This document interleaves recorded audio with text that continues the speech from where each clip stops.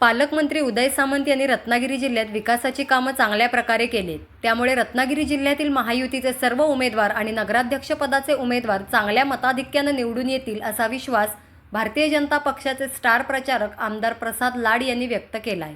मला प्रदेशाध्यक्षांच्या आदेशानुसार मी इथे आज आलो आहे आणि मला वाटतं की सर्वच्या सर्व उमेदवार आमचे नगरपरिषद अध्यक्षाचे, नगरपालिकेचे सर्व नगरसेवक म्हणून आणि सर्व महायुती म्हणून आम्ही निवडून येऊ याची मला खात्री आहे।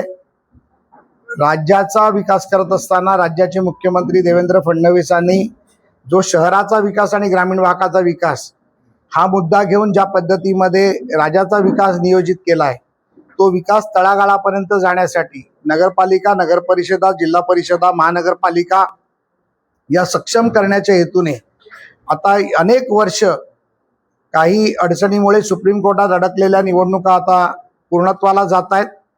या माध्यमातून मी प्रत्येक आज घेतलेल्या बैठकींमध्ये कार्यकर्त्यांना, उमेदवारांना हीच विनंती केली की या निवडणुका झाल्यानंतर जो काही कार्यक्रम प्रधानमंत्र्यांच्याकडनं कार्यालयातून येतो किंवा केंद्रीय आपल्याला सरकारकडनं येतो, त्यामध्ये मग जल मिशन असेल, स्वच्छता अभियान असेल, पंतप्रधान जनधन योजना असेल, पंतप्रधान आवास योजना असेल, मुख्यमंत्री सडक योजना असेल, प्रधानमंत्री सडक योजना असेल, प्रत्येकाला शेततळं असेल, या माध्यमातून छोट्या नगरपालिकांमध्ये पाण्याच्या टाकीचा प्रश्न असेल, शौचालयाचा प्रश्न असेल, प्रत्येक घरापर्यंत पाण्याचा प्रश्न असेल, असे अनेक प्रश्न जे छोट्या मोठ्या नगरपालिकांमध्ये आहेत ते प्रश्न सुटून सर्वसामान्य नागरिकाला डायरेक्ट टू कनेक्ट या माध्यमातून मदत व्हावी आणि एक छोटं सरकार जसं केंद्र सरकार आहे, राज्य सरकार आहे आणि इकडे असं ट्रिपल इंजिनचं सरकार आल्यानंतर जो फायदा होईल त्या माध्यमातून शहराचा,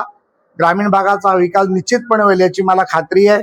आणि सन्माननीय पालकमंत्री उदय सामंत यांच्या नेतृत्वाच्या जिल्ह्याचा विकास तो होतोच आहे, पण भारतीय जनता पार्टीची साथ मिळाल्यानंतर एक अनुभवी पुन्हा एकदा आमचे संपर्क प्रमुख म्हणून दीपक पटवर्धनांच्या नेतृत्वात भारतीय जनता पार्टीचे उमेदवार देखील चांगल्या प्रकारे काम करतील याची मला पूर्णपणे खात्री आहे।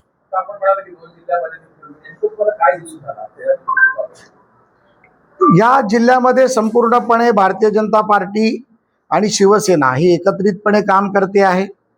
सर्वच पक्षाचे, घटक पक्षाचे, खरं तर सांगू तर महायुतीचा समन्वयक म्हणून छोटे मोठे 21 ते 22 घटक आमच्याबरोबर जोडलेले आहेत। जे लोकसभेमध्ये पण मी त्यांच्याबरोबर काम केलं, विधानसभेतही काम केलं। अनेक जिल्ह्यामध्ये त्या ठिकाणच्या स्थानिक आघाड्या तयार झाल्या, काही ठिकाणी त्या जिल्ह्याच्या नियोजनानुसार त्यांनी त्यांचे निर्णय घेतले। काही लोकांनी स्वतः एकटा लढण्याचा निर्णय घेतला, काही लोकांनी एकत्रित जाण्याचा निर्णय घेतला, काही लोकांनी लोकल आघाडी करण्याचा निर्णय घेतला।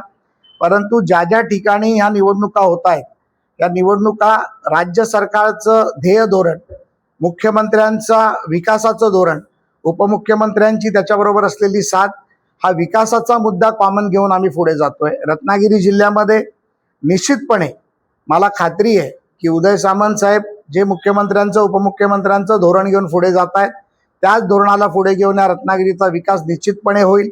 नवीन MIDC येते, त्या माध्यमातून रोजगार निर्मिती होईल। आज मला फिरत असताना अतिशय आनंद झाला आहे, सांगताना आपल्यासमोर अतिशय आनंद वाटतोय की रत्नागिरी जिल्ह्यातले अनेक रस्ते आता अतिशय चांगल्या पद्धतीत झालेले आहेत, हायवेज चांगले होत आहेत। जो अनेक वर्षाचा 2009 पासूनचा रखडलेला मुंबई गोवा महामार्ग देखील आता जवळजवळ पूर्णत्वाकडे आलेला आहे। पाण्यातनं प्रवास म्हणजे समुद्री प्रवासाची देखील योजना पूर्णत्वाकडे जाते आहे। काही ठिकाणी त्याचे टेस्ट ट्रायल देखील झालेले आहेत। विमानतळ पूर्णत्वाकडे झालेला आहे। रत्नागिरी विमानतळ मार्च-एप्रिल पर्यंत पूर्ण होईल याची मला खात्री आहे।